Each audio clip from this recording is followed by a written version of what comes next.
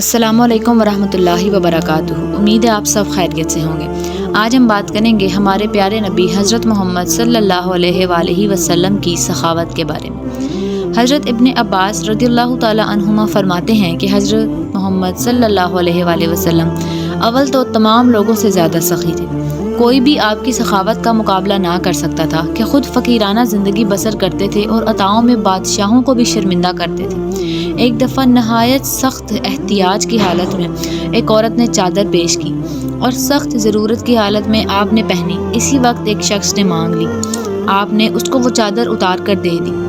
آپ قرض لے کر ضرورت مند کی ضرورت کو پورا فرماتے تھے اور قرض خواہ کے سخت تقاضے کے وقت کہیں سے اگر کچھ آ گیا اور ادائے قرض کے بعد بچ گیا تو جب تک وہ تقسیم نہ ہو جائے گھر میں تشریف نہ لے جاتے تھے، اور بالخصوص رمضان المبارک کے مہینے میں اخیر تک بہت ہی فیاض رہتے تھے۔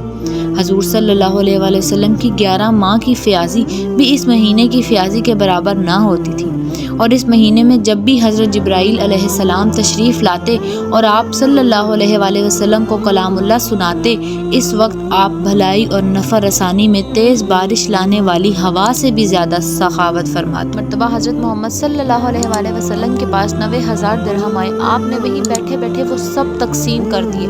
ختم ہو جانے کے بعد ایک سوالی آیا۔ حضور صلی اللہ علیہ وسلم نے فرمایا کہ میرے پاس تو کچھ رہا نہیں، تو کسی سے میرے نام پر قرض لے لے، جب میرے پاس ہوگا ادا کر دوں گا۔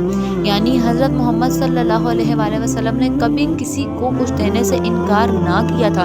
کوئی ضرورت مند ان کے پاس آتا تو کسی سے قرض لے کر اس کی ضرورت کو اس وقت پورا کرتے۔ ایسا کبھی نہ ہوا کہ کچھ مانگا گیا ہو اور ہمارے نبی نے اس کو منع فرما دیا ہو کہ میرے پاس نہیں ہے۔ علیہ وآلہ وسلم نے کل کے لیے کبھی بھی ذخیرہ کر کے نہ رکھا، کیونکہ ان کا توکل تھا، ان کا یقین تھا اس بات پر کہ جس خدا نے آج دیا ہے وہی خدا ان کو کل بھی عطا کرے گا۔ اس لیے ہمیں ہمارے نبی کی زندگی سے اس چیز کا سبق حاصل کرنا چاہیے کہ ہم بھی دنیا داری میں لگ کر اکٹھا کر نہ رکھیں، بلکہ اللہ کی راہ میں زیادہ سے زیادہ خرچ کریں۔ اس سے اللہ تعالیٰ ہمیں اور نوازے گا۔